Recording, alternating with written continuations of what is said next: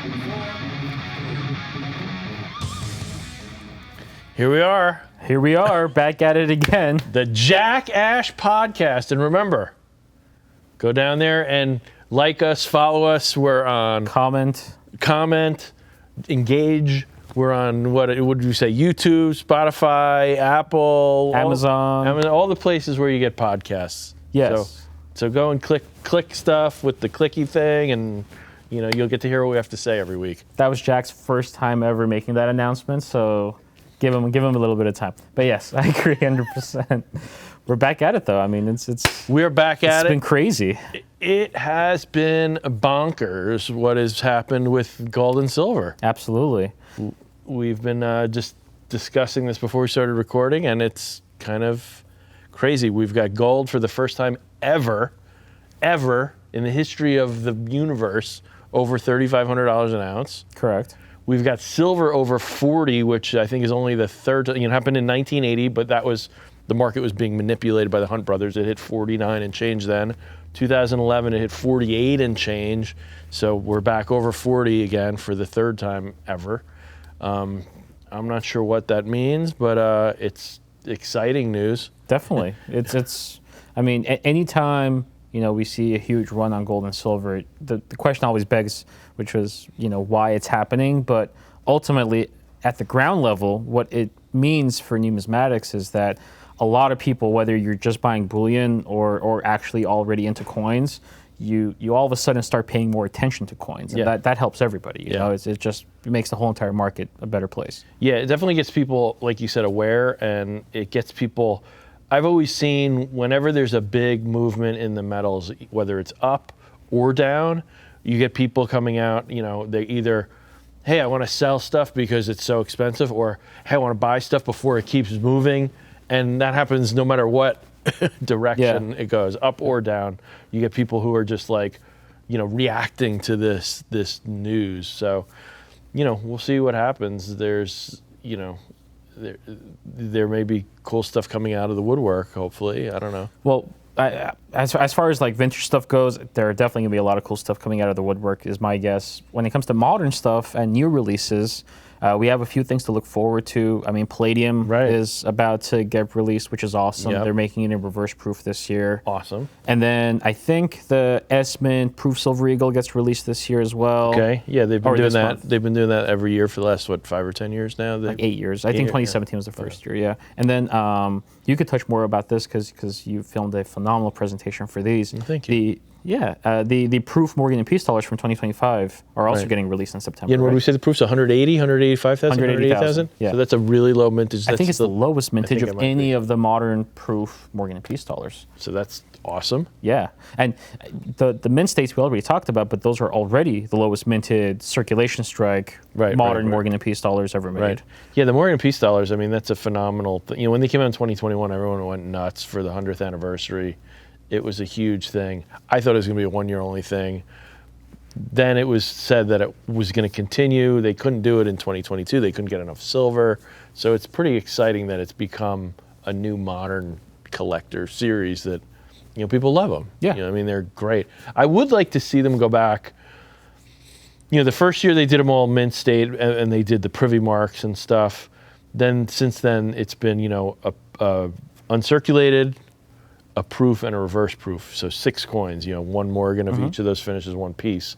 I would like to see them mix it up a little, do do a privy or do something a little, maybe a different finish, like an enhanced. I don't know. Well, they kind of did privies in 2021 though. Well, they did, but I'd like to see them do it again. Not like 23 and on, they've stuck with I mean, it makes sense. I mean, you've got all the finishes, but I'm not sure what they could do, but I'd like to see something different, something mix it up. Yeah, I could definitely agree with that. I mean, it's now become a staple in modern numismatics, the Morgan and Peace dollar sets released every year.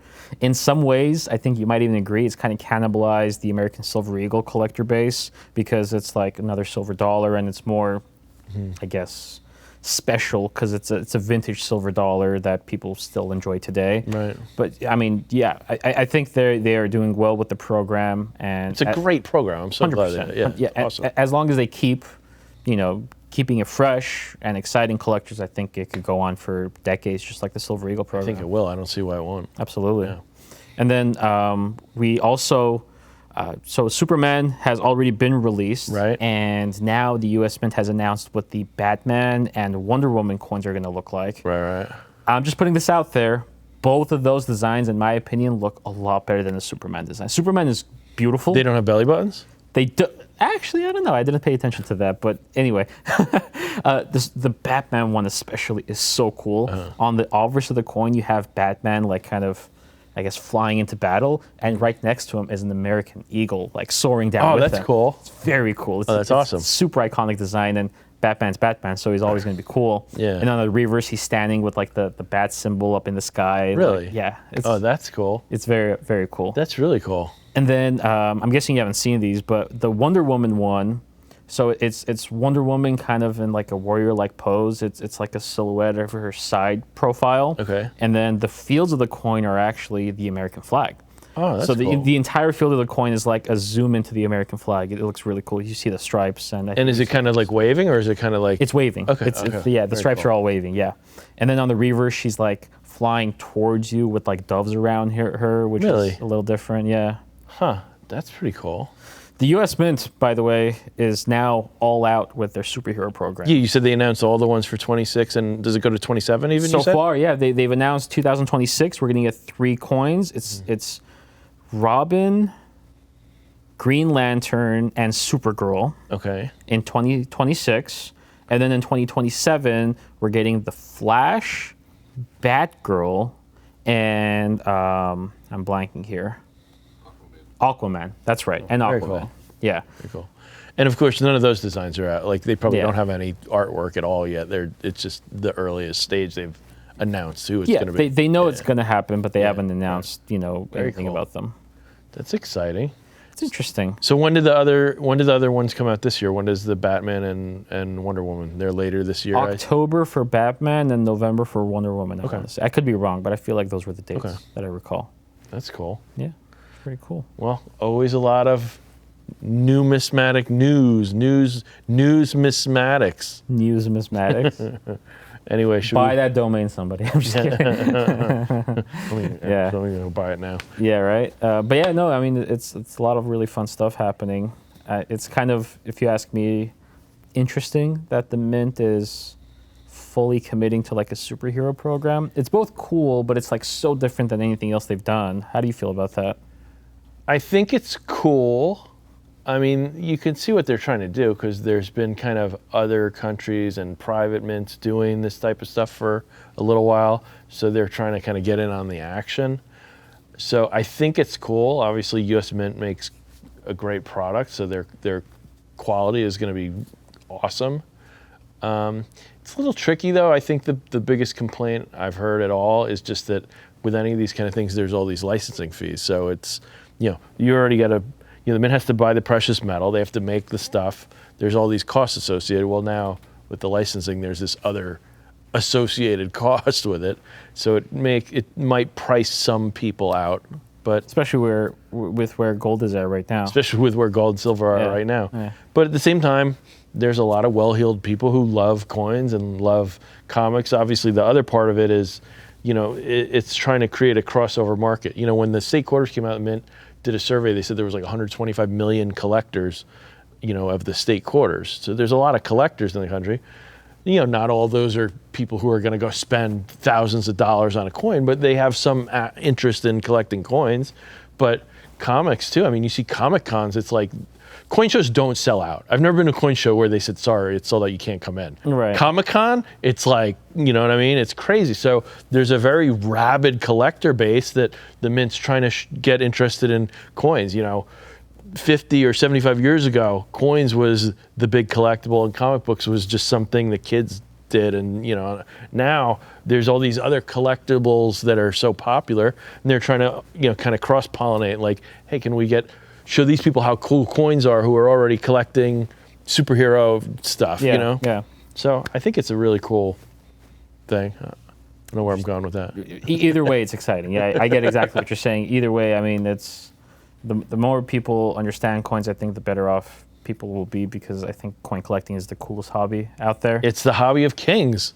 Yeah, It is. It's a much lower barrier of entry today than it used to be, like in the early days. But still, it's still like the coolest hobby I think anybody can have. Yeah, I mean, you can still collect out of chain. I mean, when I was a kid, I had the penny books. The state quarter books was probably your generation. Now they've continued with, the America the Beautiful, the parks. Oh, my generation got excited when we saw like presidential dollars that made out of manganese. We're like, oh my God, this is made of gold. And we were kids, obviously. But the mint kind of did it on purpose. Like, hey, let's show people, like, you can collect coins. You don't need to be a king like in the old days. Anybody can collect coins. Yeah. So, anyway. We have some questions, and I'm inclined to let age go before beauty. So if you want to start us off. So you're beauty and I'm age. All right. Yeah. Well, take you a minute, but there's the age factor. All right, here we go. The age factor. All right. Which coin has a better design? This, I think I know your answer, but we'll see what you have to say. The 1907 High Relief Saint-Gaudens or the 1915 Pan Pac Octagonal? The 1907 High Relief. Yeah, I figured you'd say that. That's such an easy answer. It's the most iconic coin ever. They're bringing it back next year, dated 1907. Which is awesome. It's insanely cool. But let's talk about the Pan Pac a little bit. Pan Pac is an awesome coin too. I mean, it's right up there. Yeah. And it's so iconic just because, I mean, first off, it's 2.5 times bigger. It's massive. It's ginormous. I mean, they never made it for circulation. I mean, the Saint, the 20 is the biggest for circulation. I mean, it's 2.5 times as big. I mean, it's like 2.5 ounces. It's huge. Yeah. And plus it's octagonal, which makes it so unique looking. You've got that kind of Minerva, which is very, it kind of is a tribute to like the Athenian owl coin. You've got Minerva, which is kind of similar to Athena. I think it might be the same, just different, whether it's the Greek god or the Roman god. I don't know my ancient history as good as I should. I don't know much about. But then the other side, you have the owl. So it's very kind of a harkening back to the ancient coinage. It's a beautiful design. It's massive. I mean, it is one of the coolest coins that exists. So let me go. But I would agree with you and go with High Relief. Let me go off on a slight tangent. If you had to pick one coin design that comes close to being as iconic as the High Relief Saint, what would you pick? I'd probably do the same thing the Mint picked and go with the Walker. The Walker? I mean, they went Saint-Gaudens for the gold and Walker for the silver. I love the Walking Liberty design. I love Weinman's work. We've talked about his statues, Descending Night and Ascending Morning, I think the other one is called. You get the Mercury dime. I mean, he's just did awesome work. So I love the Walker. Some people who are like serious coin geeks will argue, and I've heard people argue, it's just a ripoff of the French seed sower. You ever see that French coin? No. There's a French coin with a Liberty or whatever their version of Liberty is, sowing seeds. Okay. She's like walking in a field with like a bag of seeds, like planting like the crops. So, which is kind of... Does it look similar? It's very similar. Okay. It definitely is. But, who cares? I think it might have been Bob Dylan who said, and he probably stole this, but they said, good artists borrow, great artists steal. Yeah.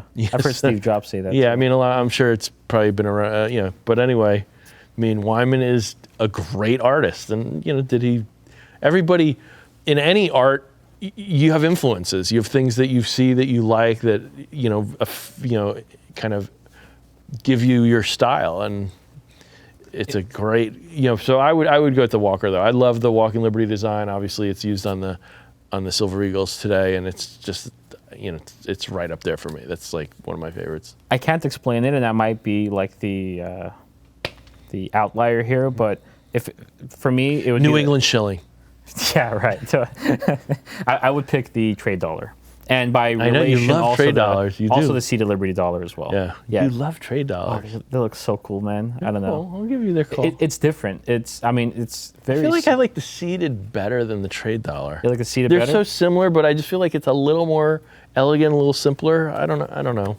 Yeah, I can see that. A little bit. I mean, they're very similar, so it's hard to say which one looks nicer than the other. At that point, it's personal preference. For sure. But for me, like after the 1907 High Relief Saint, the next most iconic design is the trade dollar. Not a lot of people talk about it, unfortunately, but that's what I would pick.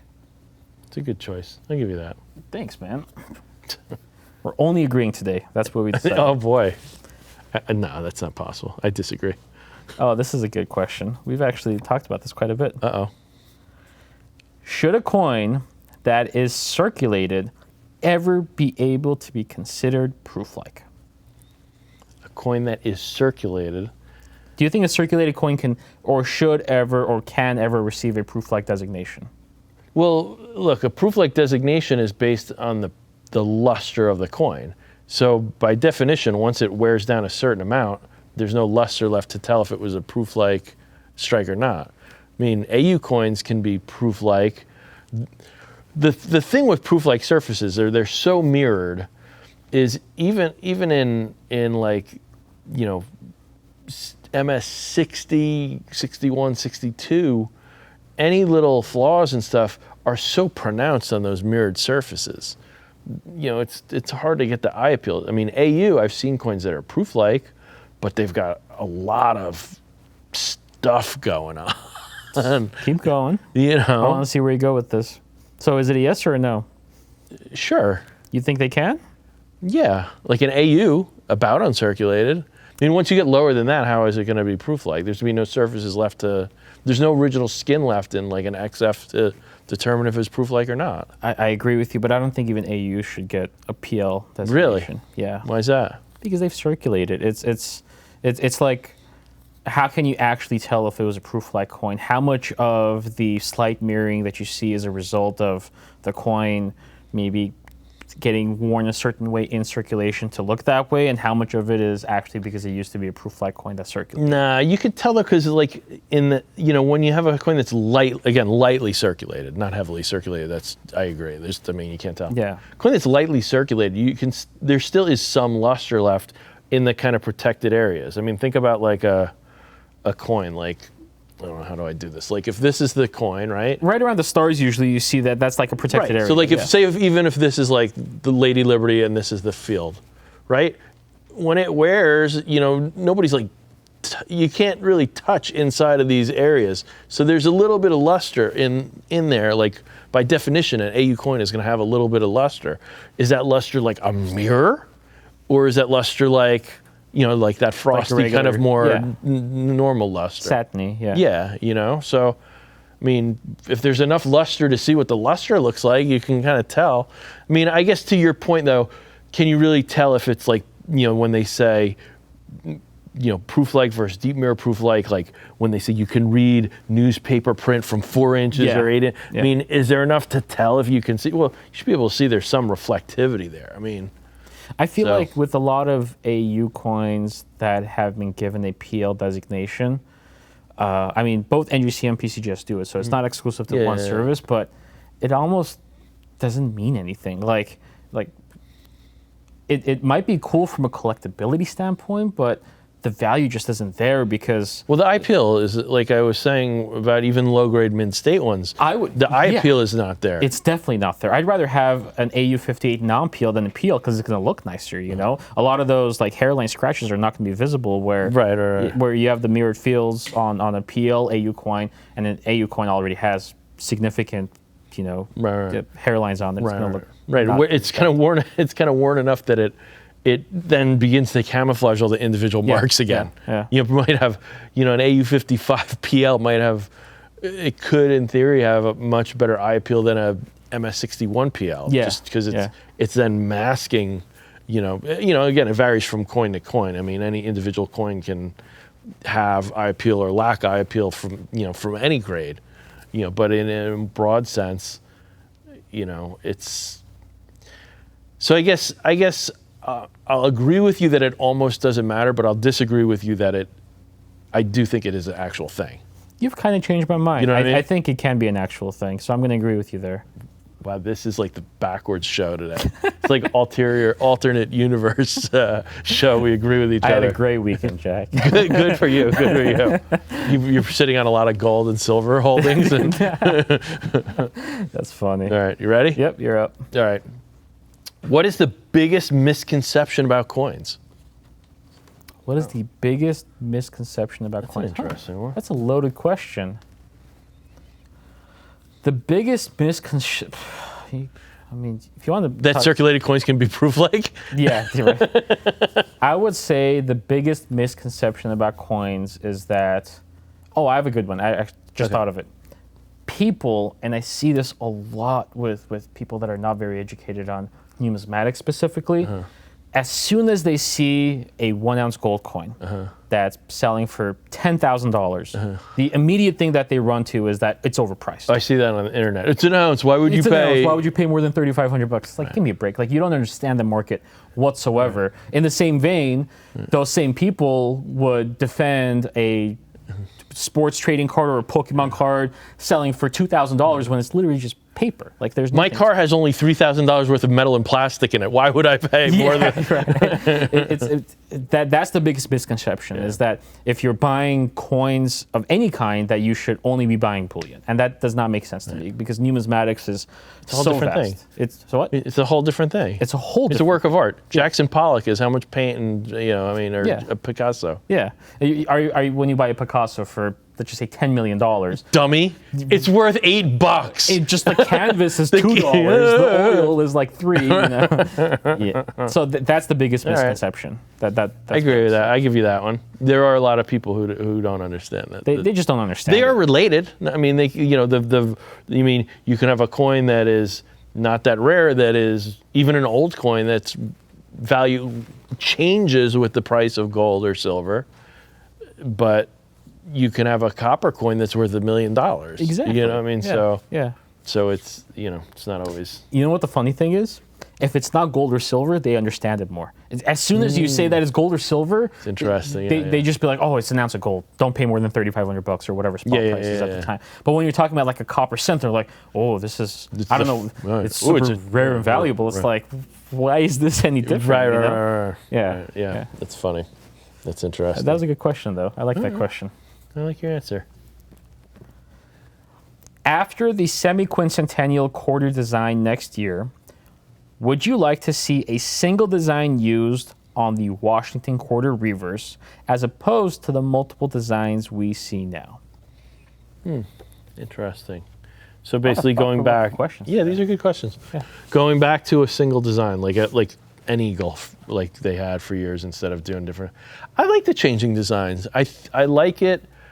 I'm not saying I like every design, but just in theory and concept, I like these changing designs because I think it does get people looking at their coins and collecting coins, or even if they're not collecting, like, I had fun like a few months back. Me and my daughter were going through, because now they're doing the women in history, right? We're going through. We didn't know who these women were, and we're like, oh, let's Google and like see who this is. So it's like a fun way to engage with people and learn about history, do a little research, learn about coins, maybe start collecting coins. You get the little books. They still do it the same way that Waite Raymond invented those coin albums back like almost 100 years ago now. So I like it. I do like it. It would be nice to see kind of a traditional concept. I wouldn't mind seeing an eagle. I wouldn't mind seeing an eagle. Maybe for the it'd be cool for semi-quincentennial if they did like a more traditional eagle for one of them. Actually, we should review that next time. They've already announced what they're going to be. Remember?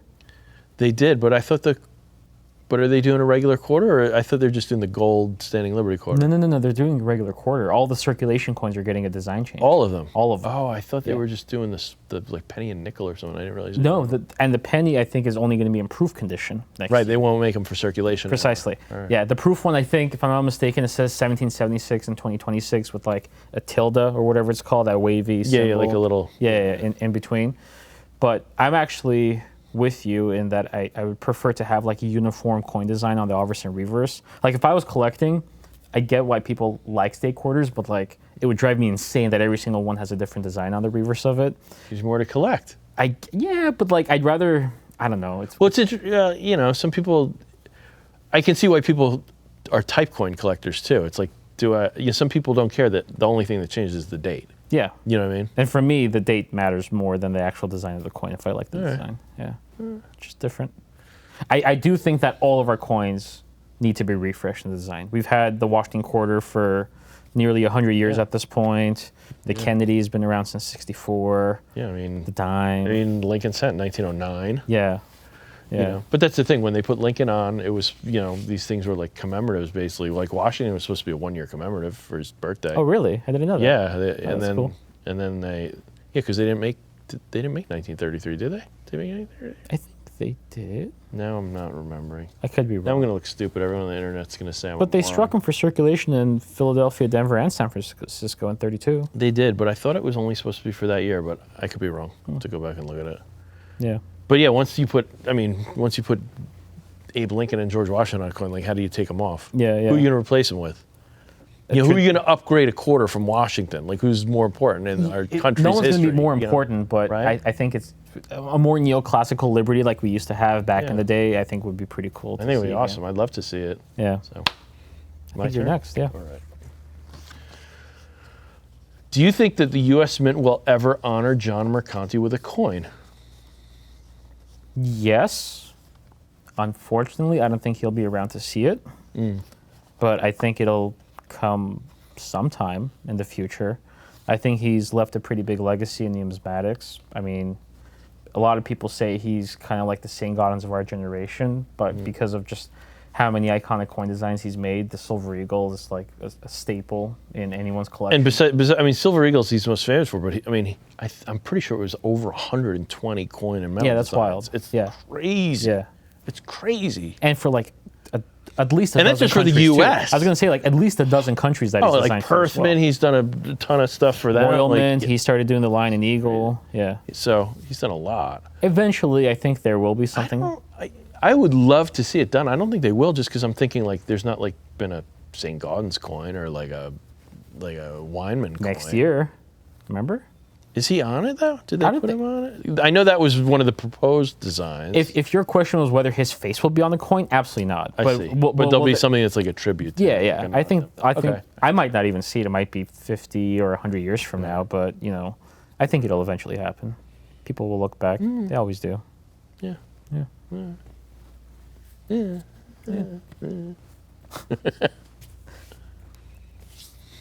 If precious metals like gold and silver Right. were brought back into use for circulation coinage, what changes would you expect to see in coin collecting and coin production?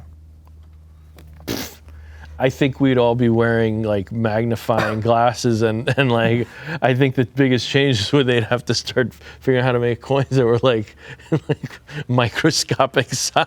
Well, let's take a step back because you're right. Either it would be microscopic or gold. I mean, would be gold's like, at $3,500. Like what it would gold be like coin? $100,000 an ounce. If it had to all of a sudden start backing the dollar today, it would be $100,000 or more per ounce. Right. So that would be crazy. That would be wild. I don't think that's ever happening. Something radical has to happen for that to change. But I think about it. A silver eagle, a 1 ounce silver eagle, would essentially be like a $40 bill.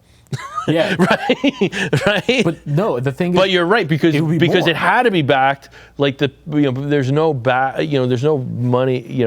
We obviously have silver and gold in Fort Knox, but there's not like a fixed ratio. Like we need 1 ounce of silver for every $1,000 that we print. If they had it tied where it was an actual you're right. The price would be like it would be because the demand there just isn't enough. Yeah. It would be. I actually did the math. I didn't do the math, but I had AI do the math for me. It would be well over $100,000 per ounce if tomorrow someone waved the magic wand and all of a sudden the U.S. dollar was backed by gold and silver again. It would be crazy. It would be insanity. I think that the dollar should be backed by gold and silver, but I think it should be a pretty generous ratio.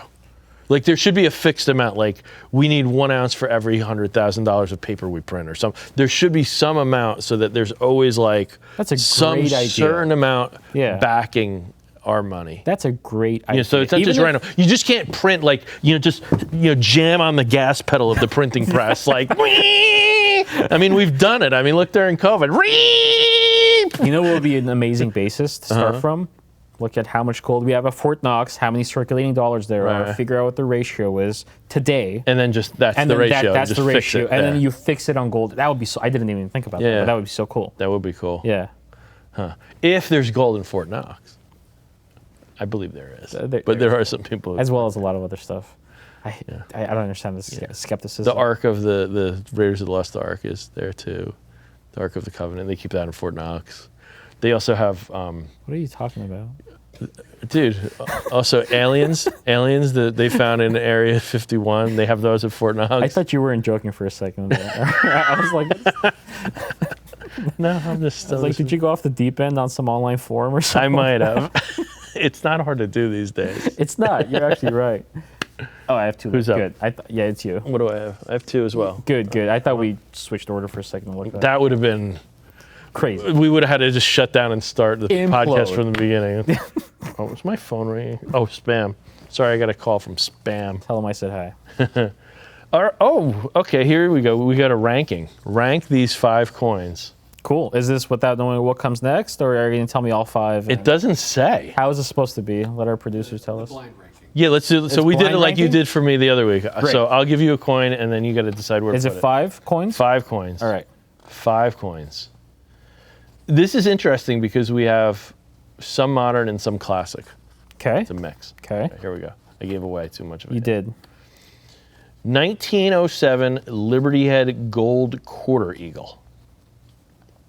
I would put that at number 4. I feel like there are a lot of coins that are above that just because of their notoriety, but last year the Liberty Head design, quarter eagles are super cool. The tinier ones I think don't get enough attention. Number 4 safe. I wouldn't put it at number 3. I feel like there are more coins that could go above it than below it, but yeah, number 4. Yeah, fair enough. All right, next one. It's kind of considered modern, but it's kind of the beginning of the modern era. Okay. But it's a very valuable rare coin. It's in the news lately. 1975, no S, proof Roosevelt dime. Isn't that the one that sold for like I $300,000? think it sold for $500,000 even. Yeah. This is big money. I think there's only like 3 of them. It's a very, very big deal modern coin. In the spirit of how I feel about Roosevelt dimes, I will put it at number 5. Really? Yeah. Final answer. I'm locking that in. All right. Yeah, I'm locking Well, it's that in. interesting because if we just based the rankings based on the market, this coin would probably be number 1 on the list Well, based on value, just dollars and cents. I mean, But that's okay. I'd rather have $500,000 than, I don't know, $3,000 or whatever 1907 quarter eagle's worth. But if you judge it by the coin design, I'd rather have a 1907 Okay, if you're going by eagle. design, I 100% agree that. Yeah. Actually, I disagree. If you're going by design, I don't know how you don't put Roosevelt dime 5th. I put it at 5th, didn't I? I thought you put it 4th. No, I put the 07 quarter eagle at 4th. Oh, you're right. Yeah, yeah. Okay, my bad. All right. All right, next coin. This is a coin I know you like. 2024W Gold Liberty and Britannia. Ooh. Beautiful coin. Beautiful coin. I love that coin so much. It's either 1 or 2 for me. I'm going to put it at 2. I Okay. feel like there are a handful of coins that I would rank above it. I think 2's pretty safe. So I have 1 and 3 left over. You have 1 and 3 left. Okay. Okay. Well, these two, I know how you're going to pick, I think. So you give me 1, and then by default, it'll be whatever's Exactly. left. Yeah. So here is, the next one is 2019 Philadelphia 5-ounce Apollo 11 50th anniversary. 3. Yeah, I knew you were going to put that at 3. Easy. Yeah. And then number 1 by default is probably the coin I would have picked at number 1 myself. Okay. 1916 Type 1 Standing Liberty Quarter. I love it. There's only one type in 1916, but yeah, absolutely. That's amazing. So yeah, I think I would have put that one at number 1. 100% I would. Yep. From this list, I think that's a perfect tier list of coins. The way you picked it, you think it's perfect? Yeah. Really? Yeah. You would change it if you were me? Yeah, I like the Apollo. It's a big coin. I'd probably put that last. I'd probably put the Apollo at 5th. You like it, but you're putting it last. Just making sure. No, I'm saying I like everything on this list. I'm saying Okay. it's my least favorite, but I don't want to like downplay that I don't want to say like it's a dog or anything. I'm just saying it's last of these coins for me. Okay. You know what I mean? All right. I would put that last. I would put the Standing Liberty Quarter first. I love that classic design. I love Liberty and Britannia, but that's probably I don't know, either 3 or 4 for me. Liberty Britannia? Yeah. Don't you do it. Don't put it at 4. You're going to put the Roosevelt dime from 1970 above the Liberty and Britannia. It's a big deal coin. It's one of the, in the modern era, it's, if it's not number one, it's like easily top 5 of moderns. I mean, it's a big deal just from your face. I've never seen that face before. He just gave me a look that was like, This guy's about to justify how a Roosevelt dime could be better than the Liberty Britannia. well, from an I artistic don't want to hear it. Just from an artistic standpoint, you're 100% right. Don't but think just it, from but- rarity, it's a big deal coin. It's a very big deal coin. You could think it, but don't say it out loud because you're going to break my heart. All right? Let's leave it at that. Roosevelt dime number 1. Yeah. Oh, man. Anyway, all right. Next, I've damaged you enough for the day. What is a design element you've seen on foreign coins that you'd like to see in an American coin? Oh. I have my answer. You know what I find very interesting, and I don't know if it would be exactly how they would do it, but one of my favorite foreign coins is the Russian family ruble, where it had the Tsar in the middle, or maybe the Tsarina, and then like the children around the outside. It just looks so cool. I mean, I wouldn't do it with like a president and his family. Trump and his family. Yeah. I'm sure he would love to do that. Yeah, I mean, don't put that. Let's not put that idea on the internet. All of a sudden, it'll be a proposal next year for Yeah, the right. coin.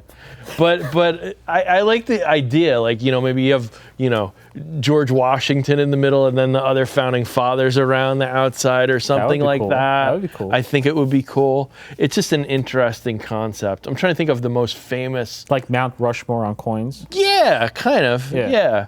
I think that would be cool. I'm trying to think other designs that are super cool. There's a famous Austrian coin, the Lady in the Clouds. I could see like a really cool Lady Liberty kind of a thing, where it's kind of a reclining woman in the clouds. That I guess it's kind of their version of Lady Liberty or whatever. That's a really cool coin that would be awesome. But yeah, I think like that style of the Russian family ruble would be the one I'd like to see, something sort of like it. That's cool. I could see that coming to coins eventually, because the Mint is experimenting with a bunch of different stuff right now. What I don't see coming, but I would love to see, it's a little bit tchotchke, so you might not agree with me, but gilded coins.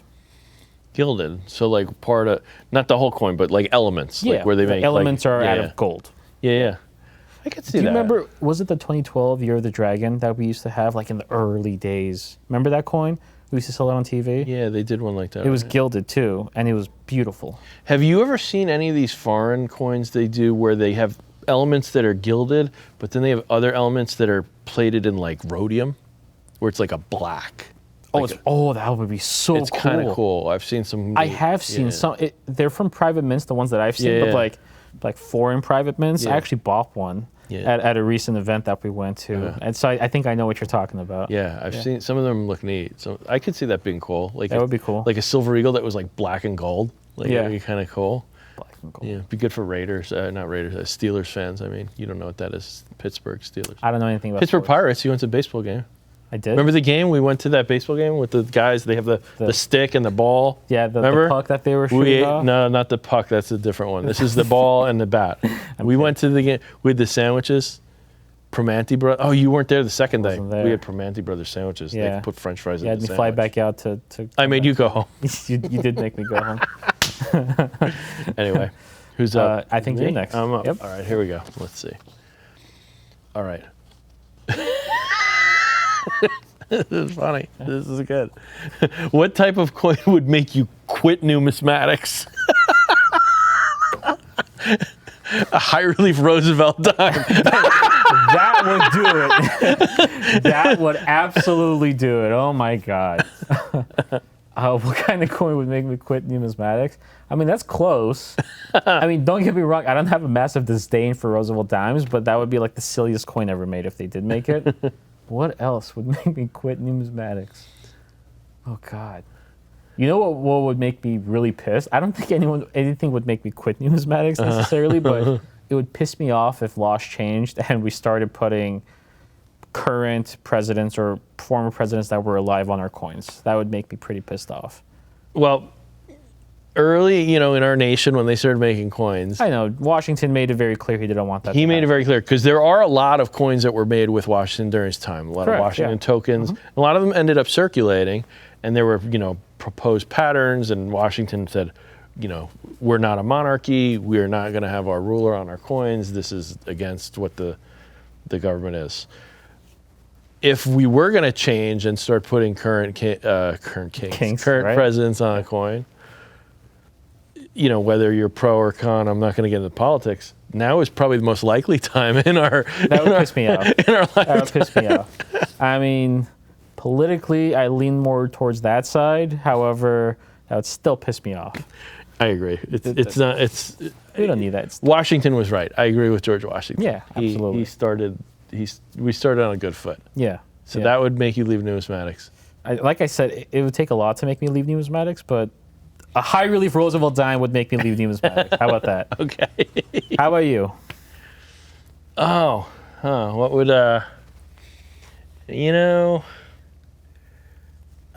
I don't know. Yeah, I don't think there's anything that could make me totally leave, but I would be disappointed if we I went just to thought of real. something, but I can't say it. If we went real, like, if the quality of the work of the U.S. Mint started really going downhill, I would be very upset. Like, I'm thinking of when I worked in New York. I'd see all kinds of not only coins, but you'd see medals, including military medals and stuff. And I mean, the U.S. has a pretty high standard of quality of our stuff, right? But I remember being in New York, and guys, it was kind of after all that stuff was going on in the Middle East and Iraq and stuff, and you should see some of the quality of coins and medals from other countries. I remember guys bringing like Iraqi military medals, and I was like, this looks like it came out of a kid's toy. Like, it was just like some other places don't do it as good. If our quality went down where it looked like I bought this in like a Monopoly set, I'd be a little upset. I don't think that will ever happen here. I don't think it'll ever happen. Thank God. Another thing that would make me actually quit numismatics, it'll never happen, but this would get me there. If they all of a sudden, for some stupid, strange reason decided to sexualize our previous presidents on coins, that would... Wait, what? Exactly. I'd be like, what is going on? That would make me quit. Yeah. You asked the question. I just thought of it. Like, you put me on the spot. What, like a question beforehand. reclining, sexy, like Herbert Hoover? Like what are you saying? Like William Howard Taft in a bikini? Like, what are you trying to? What does that even mean? I don't know what it looks like. I don't know what it means, but it would send me over the edge. All right. I think it would do the same for you. You'd be like, what in the world is going on right now? Yeah. What's What the heck? What's Van Buren doing dressed like Borat in like the one piece on my silver dollar? But if they did it where it was gilt with like a rhodium background, you'd be in. Oh my God. Anyway, that was ridiculous. Okay. Ending it on a high note, I hope. Okay, this is cool. If numismatics was added as an Olympic sport, Okay. how would it be judged? If Let's take a deep breath for that numismatics one, huh? You know what? It's kind of in the modern era that we're in right now. I think the way they would do it, and I've seen they do this once in a while at conventions and stuff where they have grading competitions. I could see a grading competition. That'd be so technical, though. It would be so technical, but it's one way of judging things is coin grading and like who gets the most accurate, grades most accurate compared to what the grading service is. That's one way. Another way could be, because this is more in line with what the Olympics is about, they give however many people from a variety of countries a theme, and they have to design a coin on the spot, and then those coin designs are all graded blindly by a group of judges. For their artistic merit. Yes. Yeah. Yeah. Or they have teams and they give them like a silver eagle and there's a pond and they have to see who can skip it the most times. Okay. Like a rock. That's more, I guess. It's a little more athletic. You know what's even more athletic? What's Making coin designers arm wrestle. That's another way. That would be. I'd love to see like John Mercanti and Emily Damstra go at it like a. I think Emily would win that one. Actually. She might. I don't know. Mercanti's up there in age, you know. Yeah, I bet he was tough in his day, though. In his day, yeah. Dude, I mean, the guy's from Philly. Philly is like no joke. Yeah. Philly's no joke. My father-in-law's from Philly. Yeah. Tough people, Philly. Yeah. Yeah. I don't think I've ever been to Philly. Yeah. We went to Pittsburgh. We did go to Pittsburgh. Yeah, that's where you went to the game with the ball. Oh, that's where the Pirates are? Yeah, oh, Pittsburgh okay. Pirates. I thought that was in Chicago. Didn't we go in Chicago? We did go in Chicago, too. We went to a Cubs game in Chicago. Cubs? You saw some really good baseball Get them all stadiums. mixed up. Yeah. Yeah. So, anyway. I got no more questions. Doesn't seem like you do either. I'm out of questions. I guess that's it. Well, I guess that means we're out of time then. Oh, my gosh. We're going to have to go and invent high relief Roosevelt dimes and stuff. Yeah, don't count me in on that. Sexy Roosevelt. Well, that's a vivid thought I did not want to have. So, right. well, anyway, I think that's about it then. Thanks again for watching. Again, be sure to like, subscribe, follow our podcast. And in the comments, I truly, truly wish more people would do this. Message us or write in the comments what questions you want us to ask each other.